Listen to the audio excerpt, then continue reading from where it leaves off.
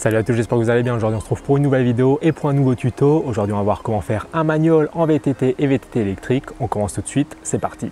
Avant de commencer ce tuto, on va déjà voir ce que c'est un manual. Un manual, c'est le fait de se placer sur la roue arrière et de rouler sur la roue arrière sans pédaler. Pour ce tuto, on va découper cette vidéo en 3 parties. Première partie, on va voir ensemble une petite méthode pour trouver son point d'équilibre et progresser pas à pas sur les manuals. Deuxième partie, on va voir comment bien cabrer son vélo pour un manual. On va voir que ce sera assez déterminant pour la suite. Et enfin, troisième partie, on va apprendre à gérer son manual pour pouvoir le tenir aussi longtemps qu'on le voudra. Au niveau des prérequis sur le vélo, on va commencer par baisser sa selle au maximum pour avoir un maximum de mobilité sur le vélo. Tout au long du geste, je vais également garder mon doigt sur le frein arrière, juste au cas où je cabre trop, je pourrais mettre un petit coup de frein arrière pour ne pas finir sur le dos et ça risque d'être bien utile pour ce tuto. Partie numéro 1, se familiariser avec le point d'équilibre. Dans ce chapitre, on va avoir une méthode pour se familiariser avec la sensation du manual en roue arrière sans pédaler. Pour cette méthode, il faudra déjà savoir faire un wheeling. Généralement, les wheelings sont beaucoup plus simples que les manuals en VTT et VTT électrique et ça va nous servir pour apprendre à sentir ce point d'équilibre pour notre manual. Si vous ne savez pas encore faire de wheeling, je vous conseille d'aller voir le tuto dédié à cette technique. Je vous mets le lien dans la description juste en bas de la vidéo. Cette méthode elle va se dérouler en plusieurs niveaux, 3 au total. Niveau numéro 1, on va commencer avec un wheeling en étant assis. Le but sera de prendre de la vitesse, d'être sur le point d'équilibre et après 1 ou 2 tours de manivelle, on va arrêter de pédaler. Le but sera de rouler le plus longtemps possible sans pédaler en roue arrière, assis en gérant le point d'équilibre avec son frein arrière.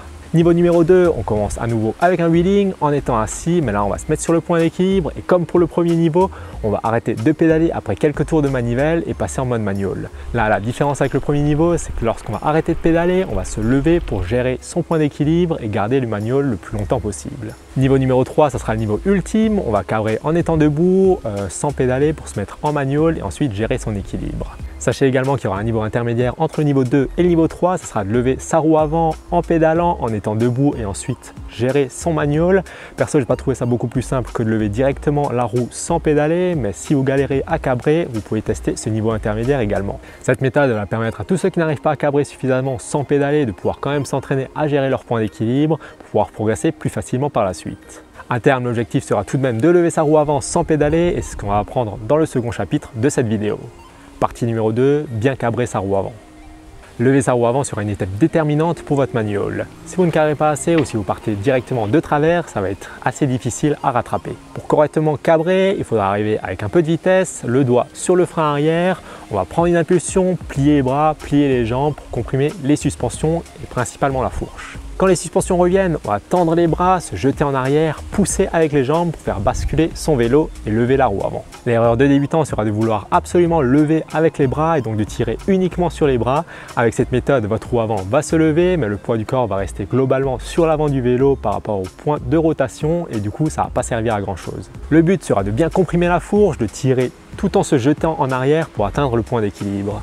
D'ailleurs, ça fait un moment qu'on en parle de ce point d'équilibre, mais qu'est-ce que c'est ?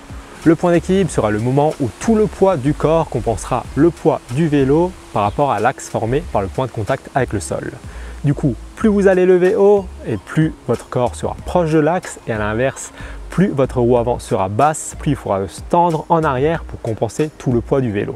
Tout au long du geste, essayez de rester assez détendu tout en restant assez mobile dans les jambes et dans le bassin pour bien partir droit et éviter les déséquilibres. D'ailleurs, les mouvements du bassin seront primordiaux pour garder l'équilibre et pour garder votre manual aussi longtemps que vous le voudrez et ça sera l'objet de la troisième partie de cette vidéo.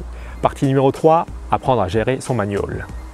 Maintenant que vous savez lever la roue avant, atteindre le point d'équilibre, l'idée sera de gérer au maximum votre manual avec le corps pour le garder aussi longtemps que vous le voudrez. Existe donc l'utilisation du frein arrière qui sera bien utile pour gérer les urgences mais qui va vous ralentir et rendre le manual plus dur. Car oui, la vitesse sera un facteur très important pour votre manual et plus vous allez aller vite et plus il sera facile de tenir longtemps votre manual. D'un autre côté, ça fera un peu plus peur lorsqu'on débute mais il faudra trouver le bon compromis au début. L'idée sera donc d'arriver sur le point d'équilibre, sur la roue arrière, d'être assez détendu sur le vélo tout en étant à l'affût des déséquilibres avant-arrière et gauche-droite. Pour les déséquilibres en avant-arrière, le but sera de plier les jambes quand votre vélo se cabre pour ramener votre poids vers l'avant et faire descendre la roue avant. Et inversement, lorsque votre roue descend, il faudra tendre les jambes, mettre son corps plus en arrière pour reculer le poids et refaire basculer votre vélo vers l'arrière. Pareil pour les déséquilibres droite-gauche, personnellement je garderai les genoux un peu vers l'extérieur pour laisser de la place à mon vélo pour le ramener à droite ou à gauche en cas de besoin. La gestion de votre magnole va donc passer principalement par le bassin. Les bras resteront toujours tendus tout au long du geste, le regard loin et le but sera de rester au plus proche de votre point d'équilibre pour pouvoir garder votre magnole le plus longtemps possible. Bien sûr, l'apprentissage prendra pas mal de temps, ça va dépendre des personnes. Certains auront un déclic assez vite et d'autres mettront un peu plus de temps. Mais sachez qu'il faudra quand même pas mal d'expérience pour bien gérer votre point d'équilibre, bien gérer votre magnole. C'est une technique beaucoup plus complexe qu'elle n'y paraît, ça demande pas mal d'expérience. Maintenant, vous avez toutes les cartes en main pour apprendre le magnole, donc il ne reste plus qu'à s'entraîner, à gagner de l'expérience, donc à vos vélos. Comme d'habitude, j'espère que cette vidéo vous aura plu. Si c'est le cas, n'hésitez pas à mettre le petit like sur la vidéo, à vous abonner sur la chaîne et on se retrouve bientôt pour une prochaine vidéo. Allez, salut!